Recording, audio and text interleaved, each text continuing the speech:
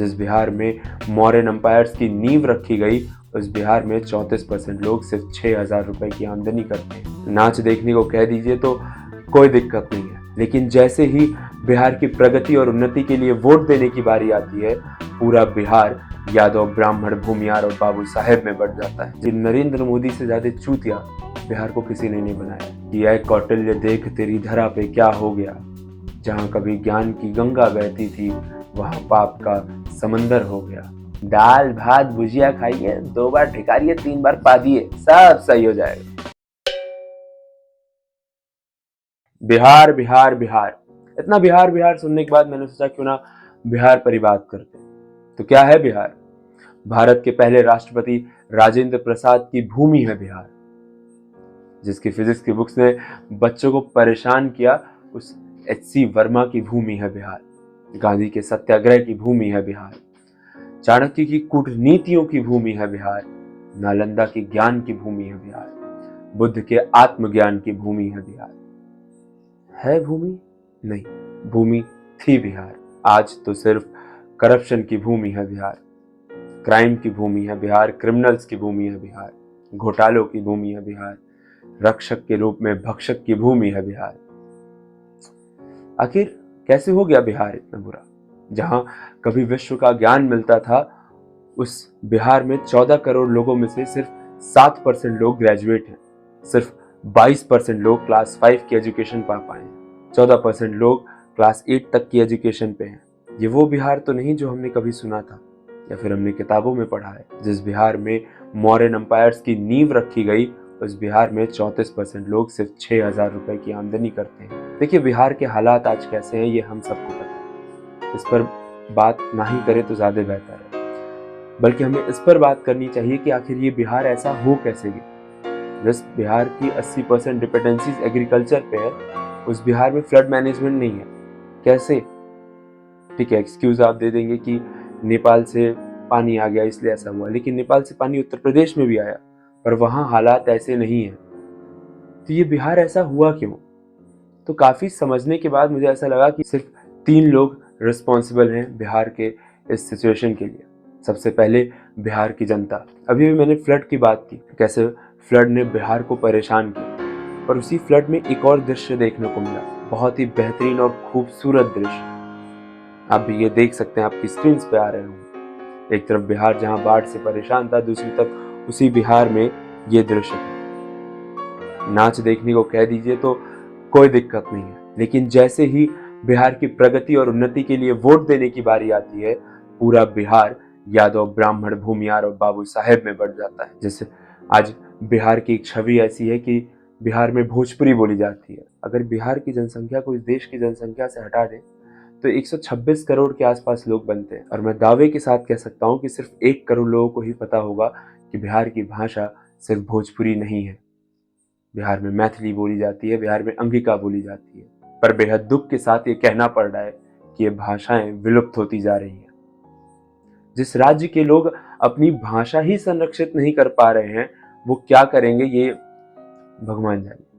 भोजपुरी, जो कि सबको पता है कि बिहार में बोली जाती है, भोजपुरी में कभी किशोर कुमार जैसे लेजेंड्स ने अपनी आवाज दी थी। आज उन भोजपुरी गानों की अश्लीलता जग जाहिर है। आप ब्लेम तो कर दोगे कि भैया आर्टिस्ट बना रहे हैं, हम क्या करें, पर इन गानों पे व्यूज कहां से आ रहे हैं सर? ये जो व्यूज आपको दिख रहे हैं 300 मिलियन, ये कहां से आ रहे हैं? पब्लिक में आप खड़े होकर कह देंगे, oh it's ridiculous, you should not here this, Bhojpuri industry is so ridiculous, और अकेले जैसे ही गए वीडियो बनाएंगे पल्ला सटा के, यही बजेगा आपका। फिर आपको ये नहीं समझ में आएगा कि अश्लीलता क्या है, या रेडिकुलस क्या है, या वल्गर क्या है। और ऐसा नहीं है कि बिहार की जनता ने खुद को बदलने की कोशिश नहीं की है, या खुद के लिए एक बेहतर चुनाव नहीं किया है।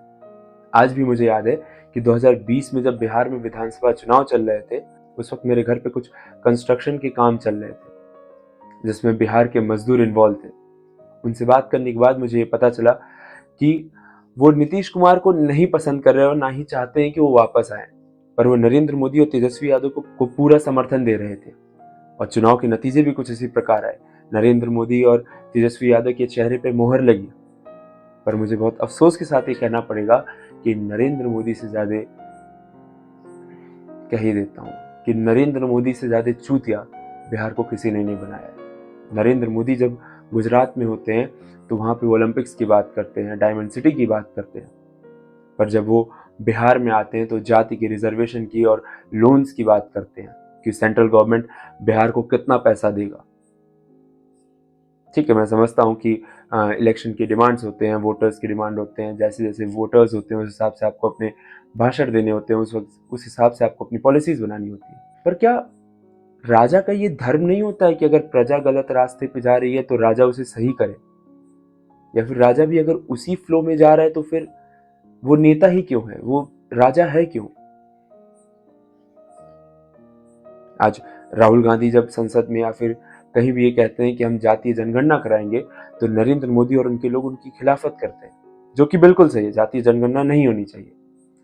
पर जब उनके ही समर्थन से मुख्यमंत्री हो और उसी मुख्यमंत्री के समर्थन से केंद्र में सरकार हो और वो जातीय जनगणना करे और जाति की बात करे, तब शायद सब सही है, तब कोई दिक्कत की बात नहीं।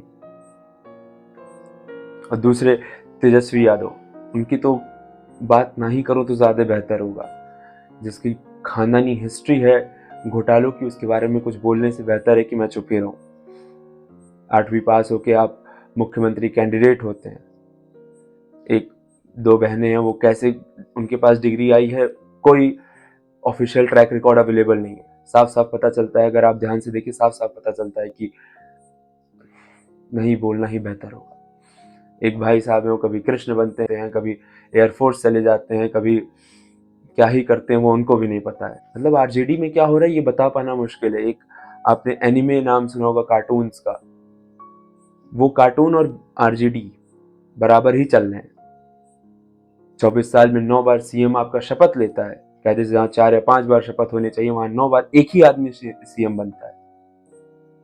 मुझे ऐसा लगता है कि नीतीश कुमार खुद को कृष्ण भगवान समझ लिया कि जहां वो निधि वन में गोपियों के साथ रास रचाएंगे, गोपियां बदलती जाएंगी पर वो वहीं रहेंगे, मंत्री बदलते जाओ, मुख्यमंत्री भैया हम ही रहेंगे। तीसरे जो मुझे मेन वजह लगते हैं बिहार के डाउनफॉल की, वो है वहां के ब्यूरोक्रेट्स। और आप ये वीडियो देखिए, इस डिफरेंस को समझ जाएंगे। नहीं था, मेरे जितने और साथी भी थे वो बहुत पीड़ित थे। हम लोग सब सोचते थे कैसे निकला जाए यहाँ से। तो मैं अक्सर उनसे कहता था कि साहब मुझे छुट्टी दे दीजिए, क्योंकि कुछ ऐसे दृष्टांत हुए थे जिसमें मैं बहुत परेशान था। तो एक आध बार उन्होंने कहा चल रख लो, बात करेंगे। जब मैंने उनसे 2-3 बार कहा तो एक दिन उन्होंने मुझसे कहा कि बैठो, और फिर उन्होंने कहा ये तुम बार बार छुट्टी की बात करते हो, तुम चले जाओगे तो क्या होगा? अभी क्या होता है कि अगर कुछ गलत काम ये करती हैं तो हम 3-4 लोग जाके उनको समझाते हैं और वो काम ठीक हो जाता है कई प्रकरणों में। तो हम तो अपना प्रयास कर रहे हैं, तुम चले जाओगे हम भी चले जाएंगे, तो जो होना वो हो गया। कई बार हमको सूचना मिलती है कि कोई गया अपना शिकायत करने के लिए तो वहां कोई पुलिस वाला था ही नहीं। ये कैसे संभव है? हम तो बार बार कहे हैं कि वहां पर लैंडलाइन से बात करके देखिए कि थाना में है कि नहीं। हम बार बार कहते हैं कि थाना में जरूर रहिए, कि आजकल सब अफसर लोग भी घर में रहता है और मोबाइले पर बात करता है, कोई मतलब है? एक तरफ यूपी के ब्यूरोक्रेट्स हैं जो ये बता रहे हैं कि मायावती की गवर्नमेंट में जब मायावती अच्छे से वर्क नहीं कर रही, मायावती की गवर्नेंस सही नहीं थी, तब कैसे ब्यूरोक्रेट्स ने उत्तर प्रदेश के लिए कुछ अच्छा करने की कोशिश की थी। और दूसरी तरफ एक मुख्यमंत्री हाथ जोड़कर सभा में ये कह रहा है अपने ब्यूरोक्रेट से कि प्लीज आप ये काम करा दीजिए वरना तो हम खत्म हो जाएंगे। और ब्यूरोक्रेट्स का ये इकलौता एग्जाम्पल नहीं है कि कितने भ्रष्ट हैं। अभी नेशनल क्राइम रिकॉर्ड्स की एक लिस्ट आई है, उसमें बिहार टॉप 5 में भी नहीं है क्राइम्स में। मतलब आप ये बात डाइजेस्ट ही नहीं कर सकते हैं। इसका साफ मतलब है कि केसेस ही रजिस्टर नहीं हो रहे हैं बिहार में क्राइम्स के। तो कितना ज्यादा हालात बिहार में खराब है ये इस बात से पता चलता है। और मेरा बहुत दिल से ये मानना है कि जिस राज्य के ब्यूरोक्रेट्स भ्रष्ट हो जाएं, उसका बच पाना मुश्किल ही नहीं नामुमकिन है। हाँ, कई लोग अभी मुझे कहेंगे look at the brighter side, Bihar से बहुत ज्यादा सिविल सर्वेंट्स आते हैं, आईएएस आते हैं, पीसीएस आते हैं। कहाँ है वो? मेरा सिर्फ एक सवाल है, आज जब बिहार को सबसे ज्यादा उनकी जरूरत है तो कहाँ है वो? मैं बताता हूँ कहाँ है वो। या तो वो इस, माफ करिएगा मैं बिहार को ये बोल रहा हूँ पर बोलना पड़ेगा, कि वो इस गटर से बाहर निकल गए और दोबारा इधर देख भी नहीं रहे, या फिर जो वहां पे हैं इस गटर में वो इसी का हिस्सा बन चुके हैं, उसी करप्शन इंडस्ट्री का एक हिस्सा बन चुके हैं।